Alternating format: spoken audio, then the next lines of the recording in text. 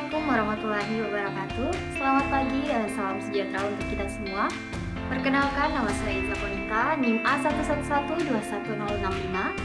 Pada kesempatan kali ini saya akan membahas mengenai strategi belajar visi 4R. Ayo silakan disimak untuk penjelasan lebih lanjut. Apa sih strategi belajar itu? Strategi belajar adalah operator-operator kogni dan di atas proses-proses yang secara langsung terlibat dalam menyelesaikan tugas atau belajar. Strategi belajar mengacu pada perilaku dan proses-proses berpikir yang digunakan oleh siswa yang mempengaruhi apa yang dipelajari, termaksud proses memori dan metakognitif. Kemudian, apa sih tujuan dari pengajaran strategi belajar?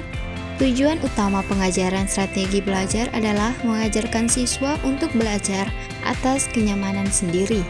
Dengan perkataan lain, tujuan pengajaran strategi belajar adalah untuk membentuk siswa sebagai pembelajar mandiri atau disebut dengan self-regulated learner. Adapun langkah-langkah pengajaran strategi belajar melalui metode membaca, yang pertama ada preview. Preview langkah pertama ini dimaksud agar siswa membaca selintas dengan cepat sebelum mulai membaca bahan bacaan siswa yang memuat tentang materi, ekosistem, peran, dan interaksinya.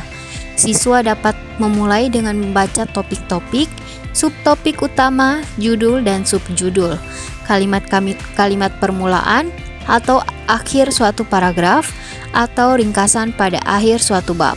Yang kedua ada question. Langkah kedua adalah mengajukan pertanyaan-pertanyaan kepada diri sendiri untuk setiap pasal yang ada pada bahan bacaan siswa. Pergunakan judul dan subjudul, topik dan subtopik utama. Awali pertanyaan dengan menggunakan kata apa, siapa, mengapa, dan bagaimana. Kalau pada akhir bab telah ada daftar pertanyaan yang dibuat oleh pengarang, hendaklah dibaca terlebih dahulu.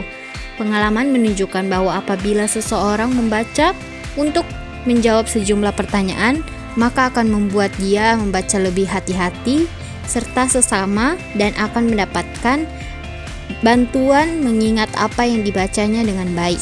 Yang ketiga ada read. Baca karangan ini secara aktif, yakni dengan cara pikiran siswa harus memberikan reaksi terhadap apa yang dibacanya. Janganlah membuat catatan-catatan panjang, cobalah mencari jawaban terhadap semua pertanyaan-pertanyaan yang diajukan sebelumnya. Yang keempat ada reflect.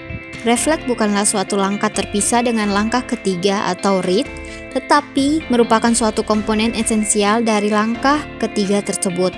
Selama membaca, siswa tidak hanya cukup mengingat atau menghafal, tetapi cobalah untuk memahami informasi yang dipresentasikan dengan cara yang pertama, menghubungkan informasi itu dengan hal-hal yang telah Anda ketahui. Yang kedua, mengaitkan subtopik di dalam teks dengan konsep-konsep atau prinsip-prinsip utama. Yang ketiga, cobalah untuk memecahkan kontradiksi di dalam informasi yang disajikan. Dan yang terakhir, cobalah untuk menggunakan materi itu untuk memecahkan masalah-masalah yang disimulasikan dan dianjurkan dari materi pelajaran tersebut. Yang kelima ada recite. Pada langkah kelima ini, siswa diminta untuk merenung atau mengingat kembali informasi yang telah dipelajari dengan menyatakan butir-butir penting dengan nyaring dan dengan menanyakan dan menjawab pertanyaan-pertanyaan. Siswa dapat melihat kembali catatan yang telah dibuat dan menggunakan kata-kata yang ditonjolkan dalam bacaan.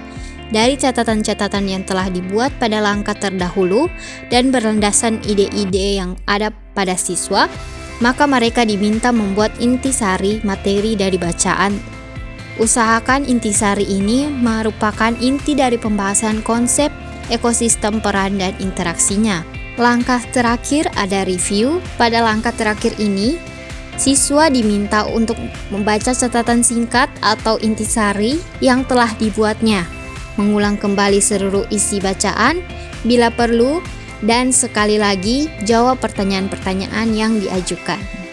Dari langkah-langkah strategi belajar visi 4R yang telah disampaikan sebelumnya, dapat dilihat bahwa strategi belajar ini dapat membantu siswa memahami materi pembelajaran, terutama terhadap materi-materi yang lebih sukar, dan menolong siswa untuk berkonsentrasi lebih lama. Terima kasih buat yang sudah menyimak.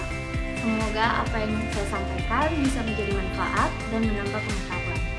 Sekian dari saya, wabillahi taufiq wal hidayah. Assalamualaikum warahmatullahi wabarakatuh.